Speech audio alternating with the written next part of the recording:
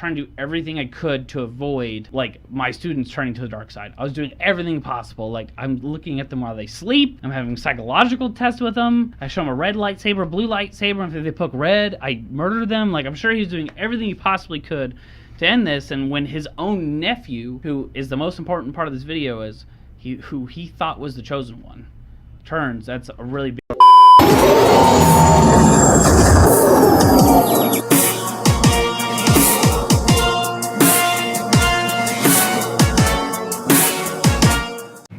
Like Zach tried to cook a couple weeks back and he stabbed himself in the leg. Stop. You know, That's he fact. shouldn't. That's fact. He's not a chef. He shouldn't be cooking. Right. Absolutely. Sir, I cooked an amazing Now this meal. makes sense. I cooked an amazing meal, and what I was doing was I was walking up the stairs and just, shut up, I won the arms tournament. So you Eat should, a dick. So you should I won the Injustice tournament.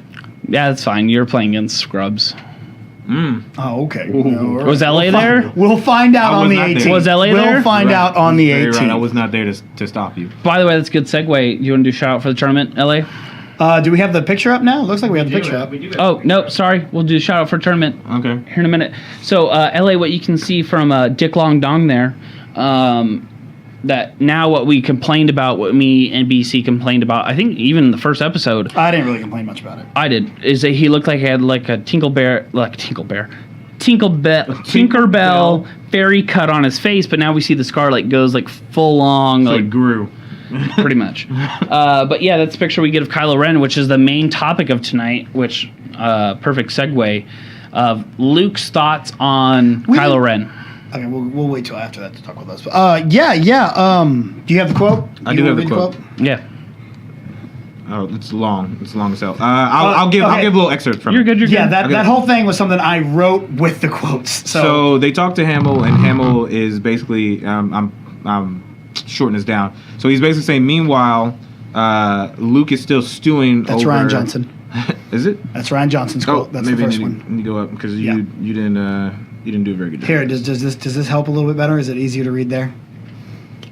Yeah, sure. That's Ryan Johnson's quote. The first This one? Yeah. So this is what you want to read first? Yeah. All right. So Ryan Johnson says the very first step in writing of this was figuring out why he's on the island, which is obvious. We know that he is not a coward. He's not just hiding because he's scared. I don't know, bro. You His LA's responses is not part of the actual Yeah, quote. It is. It's in there. It's actually Just stop. It Just says go. LA stop. LA, just get to it.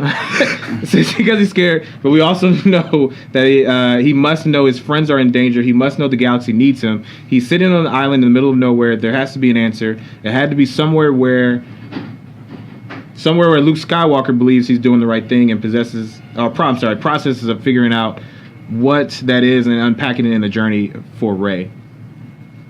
Meanwhile, Luke's still stewing over the whole training Ben Solo to become a Jedi thing.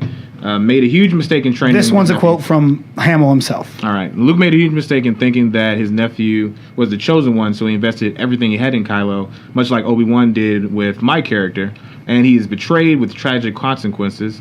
Luke feels responsible for that. That's the primary obstacle he has to rejoining the world and his place in the Jedi hierarchy. You know, is that guilt, that feeling that is his fault, that he didn't detect the darkness in him before it's too late. Which he shouldn't feel guilty because the most powerful Jedi didn't detect Anakin going to the dark side. But that's because they were like sitting on a Sith temple. Palpatine was really powerful, and even Yoda goes, "Yeah, it's our fault for not sensing this at the time." So he shouldn't like beat himself up over it. But at the same time, I'm sure he's like, I was trying to do everything I could to avoid like my students turning to the dark side. I was doing everything possible. Like I'm looking at them while they sleep. I'm having psychological tests with them. I show them a red lightsaber, blue lightsaber, and if they poke red, I murder them. Like I'm sure he's doing everything he possibly could to end this. And when his own nephew, who is the most important part of this video, is who he thought was the chosen one, turns, that's a really big deal because his dad was supposed to be the chosen one. No. Then in Rebels, we learned that Obi-Wan thought Luke was the chosen one, and maybe Luke's like, well, we're just both like dudes. Maybe this kid is the one who's going to re-flourish and bring the Jedi back to the world. So it's a very interesting quote that I want to see. I know we probably won't get it in the film because we don't get the depth that we want, but I want to see why Luke thought that. Yeah, it all goes back to was it episode 2? It may have been episode 3. I don't know. It was either Revenge or it was Attack, where Yoda was like a prophecy that could have been misread. You know, when they're talking about who the Chosen One. I am still of the belief that Anakin was the Chosen One. He was created by the Metachlorians. Yep, he was I agree. created by the Force, and he really brought balance to it. He's the one that destroyed the Sith, like the prophecy originally said. You were meant to destroy the Sith, not join them. Yeah, he joined them, but in the end, he destroyed them. Well, if you think of the word balance, there was not balance in the Force because there was so many Jedi. So what he did is he executed all the Jedi. And then the one Sith that was taking over, he murdered him. So literally he brought balance to the Force because now there's not like thousands and thousands of these ultra powerful Force users that are manipulating the Force. So what he did is he literally just said reset. See, but the problem was there was still one Jedi.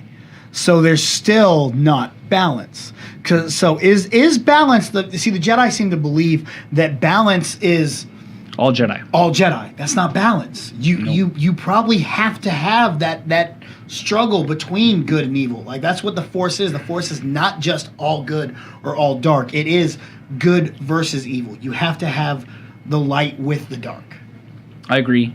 I'm still of the belief that Anakin was the Chosen One, mostly because of how, if you guys remember in Clone Wars, remember like the celestial beings that he tangled with in Clone Wars, and they were taken back by him? Yeah. Like, these guys are like the pure Force. Like, they were basically almost gods.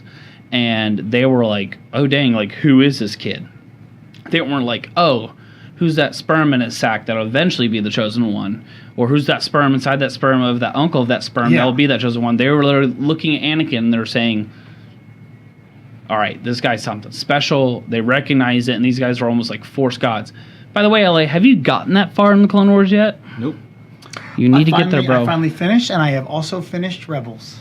Oh, you have, sir? I am finally completely caught up. Okay, so next week's show, one of our segments is we're going to be talking about LA's, or not LA, sorry, you haven't gotten there yet, bro. Refusal to watch BC's review of Rebels and thoughts. We're going to be talking about that, so look forward to that next week. So I had a conversation with BC off camera about this. So it seems a lot of history repeating itself. As Star Wars fans, are you just complacent with this? That it's literally the same story, just redone with new characters? It's not. I still don't feel it's Disney has taken the embryo that is our child, and they're scrambling it up. They're changing things up quite a bit. I think that they're setting it up to almost look like it. But I think that maybe that's a big reveal we're getting this next. See, I think The Force Awakens had a lot of nostalgia points to it to make it really much seem a lot like the very first one. I think it worked. It worked the best in there because you needed that to bring everybody back in and say, this is the Star Wars that you loved. This is not the prequels. This is the original saga that you loved. We're going to do this right. And that's why they had a lot of the same plot elements. It even gets to the point that even Han Solo in there goes, all right, so how do we blow it up? There's always a way to blow it up.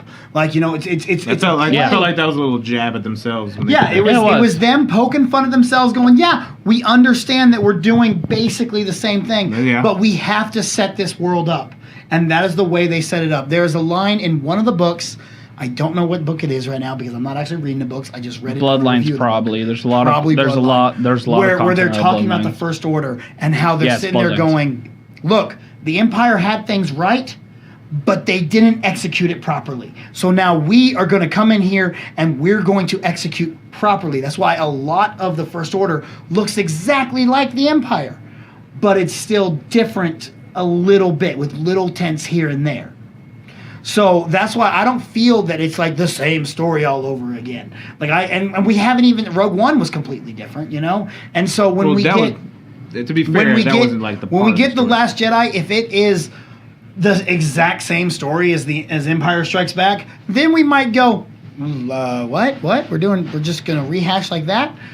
But I don't think it's gonna be that, you know. I don't think it's gonna be like I hate to mention the mortal enemy of Star Wars, but Star Trek Into Darkness. Yeah. Where it was basically a remake of The Wrath of Khan. Yeah. You know, I don't think it's going to be that.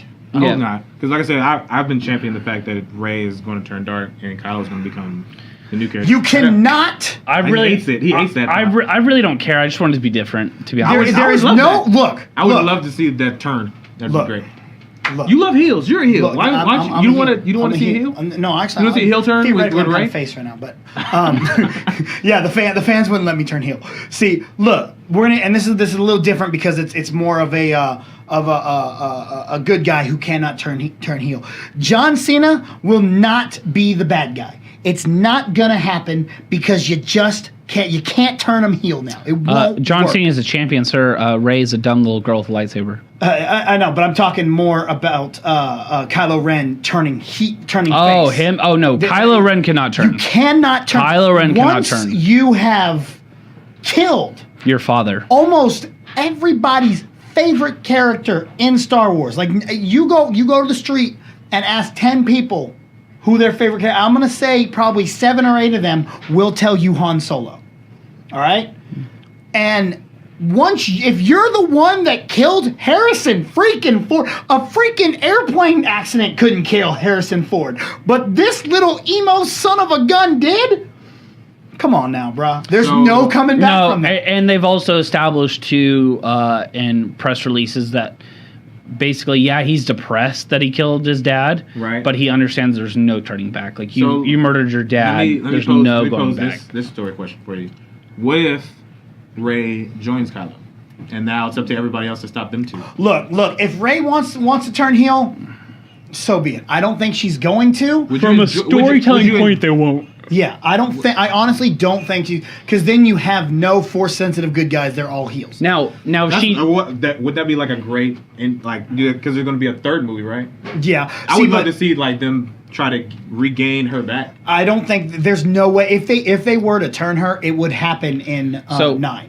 It wouldn't happen in 8. I don't think it will happen at all because they've made it very clear that these movies are only like this arc only is to 9. Like they're going to do a different arc. So now we only have 2 movies. You have they've already set up your main good person. They can't turn that in 2 movies. Now if they said this arc is going to go 6 movies, I could be like, all right. Maybe Rey gets some friends that are force sensitive. Maybe she builds up her own little Jedi Order. Yeah. And does she turn for the last movie and her own little Jedi friends have to murder her and then now that starts the new arc? Sure. Yeah. But that's so much setup. I don't think that they can do it because this is only 2 more movies. I only bring it in because she's been through a lot, right? She's gone through a ton of hardship. She meets Luke Skywalker. He's already depressed about Jedis. He wants to get rid of them. She wants to learn how to be a Jedi. She meets Kylo. They get to talking. And he convinces her to join up with him. And he's like, look, you already with the Master, he doesn't even want you to be around. But then who's our good guy? See, yeah, that's wrong. And then Luke gets back into the fray. But Luke is too old to be in this. Luke is done after episode 9. Yeah. Luke, look, we're going to get Luke fighting Snoke, but that's about all we're going to get from Luke. Yeah. We ain't going to see Luke and Ben fighting. We're going to get him versus Snoke, and I bet he's going to go out. I'm really excited to see what I want to see, and we need to move to our next subject. I just don't want. This is the main thing. I want Kylo Ren to turn good at the end. Yeah. And then they all be like, because it's the same thing that Darth Vader did. I don't want that. But if that happens, see, I don't want to see Kylo turn. I want Kylo to die, the bad guy. Because Kylo is the damn bad guy. No, actually, and Matt is in the chat and really wants to know. Really, you're still on this Rey theory, LA? I am. I will be on it until the movie comes out, and if I'm proven right, I'm going to shove it in all your faces so much.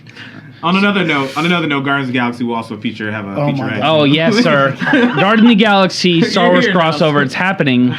It's gonna be a little featurette. It's gonna just be like Drax, or it's gonna be Rocket and Groot in like a cantina somewhere.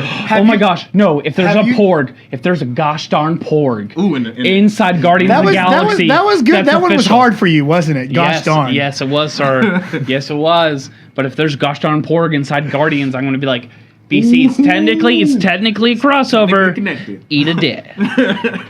Eat a dick. No. Have you seen the How It Should Have Ended? Guardians of the Galaxy Volume Yes. 2. No, I haven't seen it yet. At the end, Darth Vader walks in. Yeah. And oh, cool. I'm Chris here. Pratt or Star-Lord's Darth like, Vader's Darth Vader is real. Yeah. That's great. I love it.